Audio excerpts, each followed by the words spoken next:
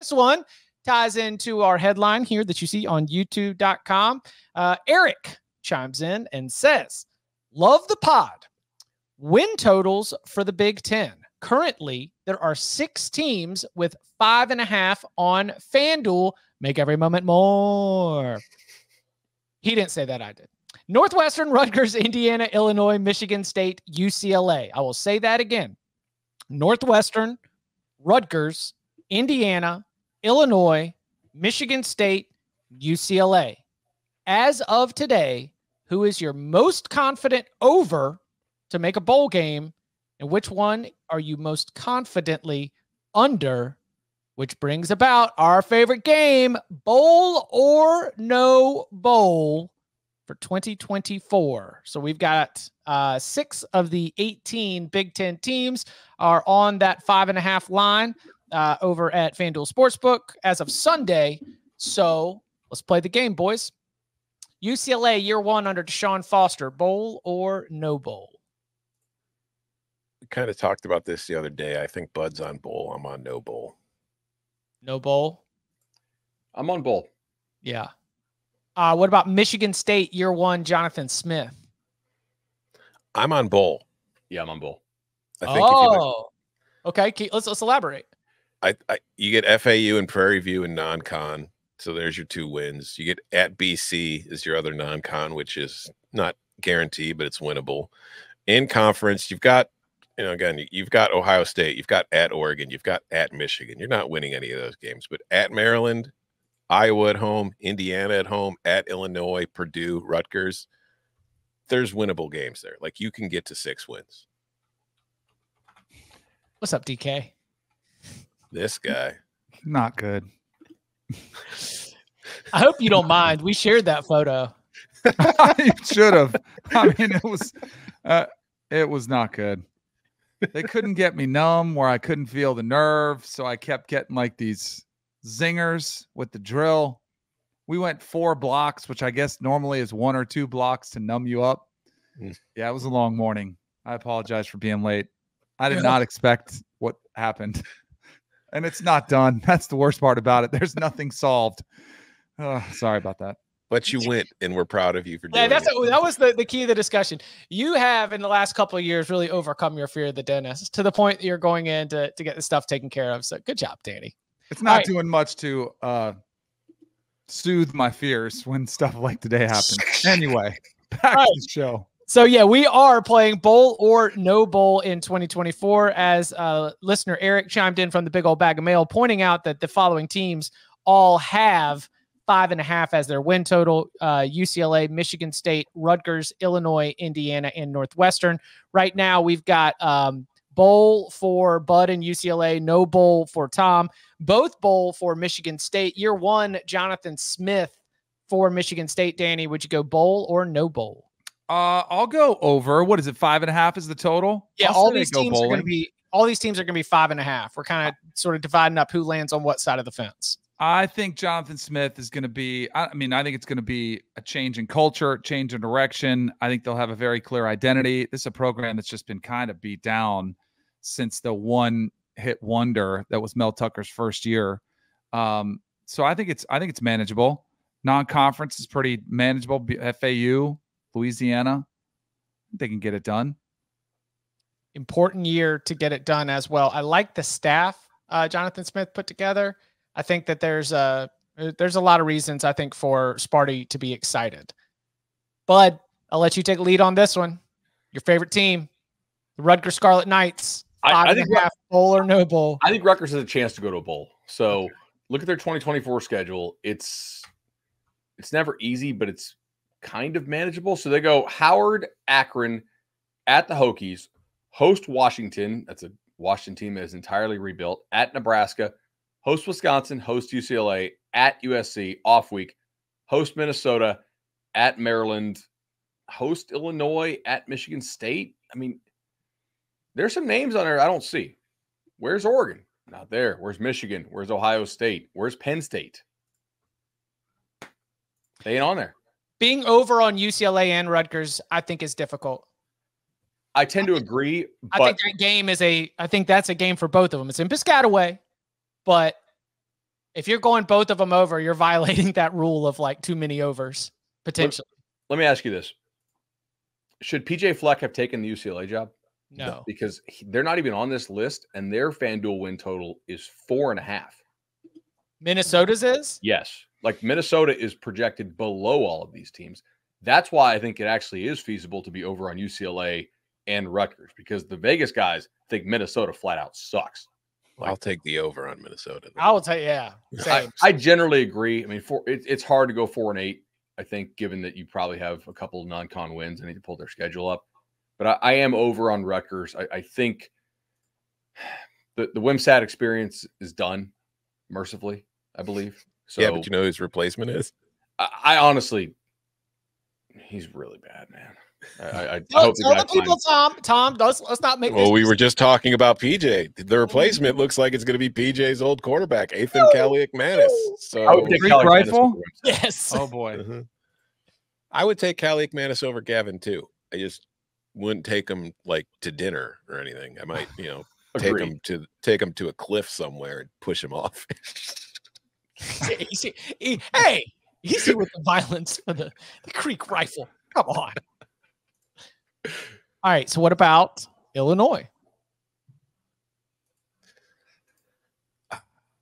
Not overly optimistic, honestly, about this season. I think that they got a tough schedule. And what worries me about them is that, like last year, they had to replace nearly their entire secondary, and that impacted them. But they still had pretty much everybody back on the offensive and defensive lines who mattered, and they brought in some transfers. This year, they're replacing a hell of a lot of production on their defensive line. They're going to have a mostly new offensive line. They're losing, I think, their top 3 or 4 receivers. And they've got a difficult schedule. Like, you got Eastern Illinois to open. That's a win. But you get Kansas. It's at home, but it's still Kansas. Central Michigan should be a win. But then you open Big Ten play with 2 road games at Nebraska, at Penn State. You have a bye. You come home and you get Purdue, but you've struggled with Purdue the last few years. And after that, you get Michigan coming to Champaign, and then you get to head to Eugene to take on Oregon. Then you get Minnesota at home. And then you finish with the quote-unquote easiest stretch of your schedule, including 3 teams in this question: Michigan State, at Rutgers, at Northwestern. So I can see Illinois missing a bowl game this year again. But a lot of it will depend on Luke Altmaier and if anybody emerges at receiver.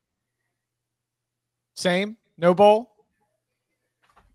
I mean, it's hard to go against Bielema, but if I'm already bowling on UCLA, Michigan State, and Rutgers, I have some coming here. They're gonna be no bowl, so I'll slightly no bowl. But yeah, the returning production in the schedule is difficult. Speaking of returning production, Bill Connolly next Wednesday, cover 3. We're very excited about that. He's got his returning production rankings out. Released the first round of SP Plus as well. Hey, is this? Never mind. Well, I'll save that for a conversation with him. Danny, are you same thing with Illinois? Probably. Yeah. No? Yeah. I'm on under. What about Danny? What about Kurt Signetti? Year 1 with the Indiana Hoosiers.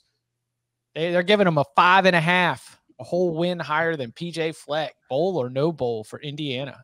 Their one bright spot, Sorsby last year, is gone, right?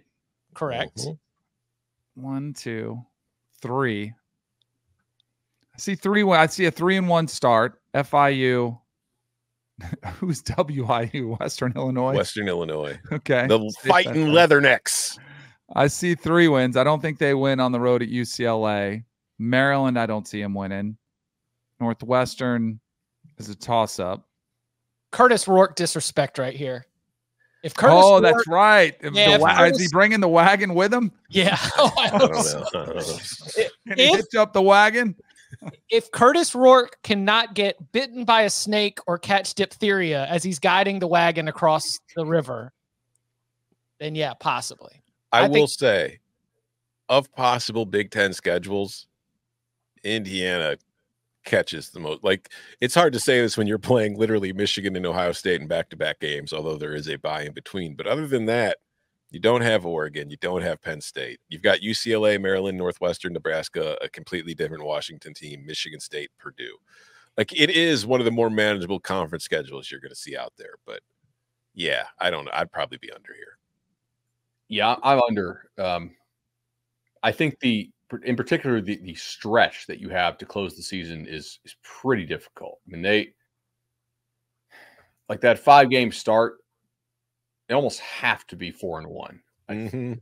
If they're 3-2, I don't see 3 remaining games in the closing stretch of Nebraska, Washington, at Michigan State, Michigan at Ohio State, Purdue. Like 3 there means that seems really, really difficult to me. So I'm going to go under. I do think Cignetti's a good coach, but yeah. They've got like 5-1, 4-2 start, then 5-game losing streak kind of written into that schedule. Yeah. Get a future day trading Danny segment. The That's Indiana right. Hoosiers. Sell. Yeah. Indiana cracking the top 25 of the AP poll. Sell heavy. But let's not forget, if they do go 5-7, that's an improvement for where they've been the last couple of years. Oh, without a doubt. I think 5-7 is a good start to the Yeah. Cignetti era. 6-6 would be awesome. That staff is made up. Its core is the JMU staff. Like I think that things are looking up for Indiana, but we've got a bunch of no bowls here. And finally, David Braun wowed everybody with what he was able to do. So now here comes the 2024 season. Northwestern schedule gets a little bit more difficult. Bowl or no bowl for the Wildcats in 2024.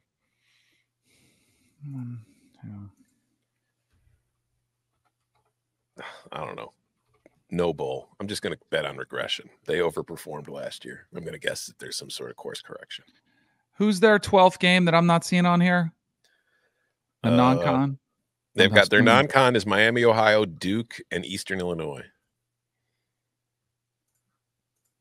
1-2.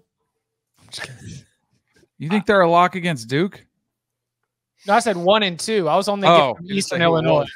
Yeah. I mean, this is a really difficult team to figure out because like I have no idea how they did what they did last year. And I don't know what's really improved or what's really gotten worse. So like I said, I just feel like they overperformed last year and it's going to bounce back on them.